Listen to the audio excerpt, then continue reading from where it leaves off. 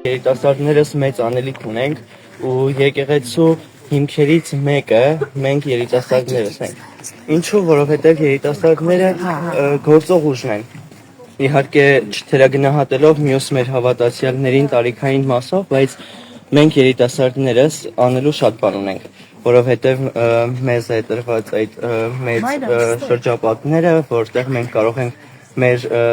խոսքով, մեր ապրելակերպով քարոզել Քրիստոսի մասին։ Կարծում եմ, որ մեր անելիքը այս փուլում աղոթքն է եւ մեր կյանքով վկայել է Քրիստոսի մասին եւ որպես երիտասարդներ լինել մեր եկեղեցու, մեր հավատքի ու ինչու ոչ նաեւ մեր հոգեվոր հայրերի կողքին, որովհետեւ այս իրականության մեջ շատ ենք տեսնում մեր հոգեվոր հայրերին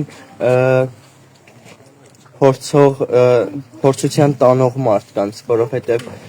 մենք գիտենք, որ սատանան է մարդուն փորձում, բայց այս պարագայում սատանայի միջոցով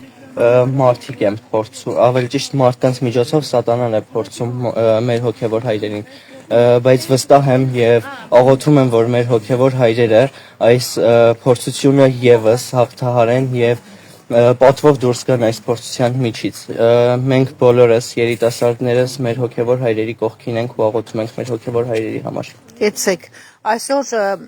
Աջապահյանին, Սրբազանին թույլ չեն տվել պատարագի մասնակցել, ավանդաբար հիվանդանոցում կամ ԱԱԾ-ի բանտախցում մեր բանտարկված եպիսկոպոսները, արքեպիսկոպոսները պատարագի են մասնակցում կիրակնօրյա, բայց այսօր արգելվել է, ինչ-որ խստացված ռեժիմ է։ Ու նաև նկատեցինք, որ Ոսկետափում վեդյուն ոստիկանական ուժեղացված հսկողություններ։ Ինչ են այսպես սեղմում մասյացոտ ընթեմը, դուք այստեղի բնակիչ եք,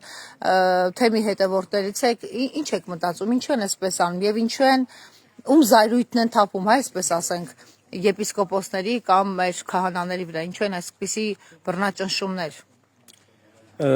Չեմ կարող ասել, թե ինչի հետևանքն են այս բռնաճնշումները, բայց կրկին պիտի վերադառնամ իմ խոսքին, որ ինչքան էլ որ մենք փորձվում ենք այս պարագայում, մենք պիտի անսասան մնանք մեր փորձությունների մեջ։ Մենք գիտենք, որ մեր թեմակալ առաջնորդները բոլորը կանգնած են մայրաթորի կողքին, իսկ ովքեր էլ որ կանգնած չեն այս պահին, աղոթում ենք, որ վերադառնան մայր եկեղեցու գիրկը։ Չեմ կարող պատասխանել, թե ինչի հետևանքն է այս վտացված ռեժիմը, բայց նաև աղոթում ենք, որ այդ սառած քարացած սրտերին Աստված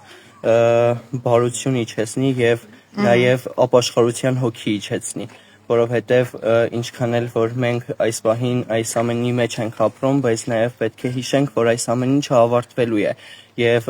ամեն մեկս պետք է հիշենք, որ այս ամեն ինչի ավարտվելուց հետո մենք փողոցում, եկեղեցում եւ այլ տեղերում իրար առաջ ենք դուրս գալու։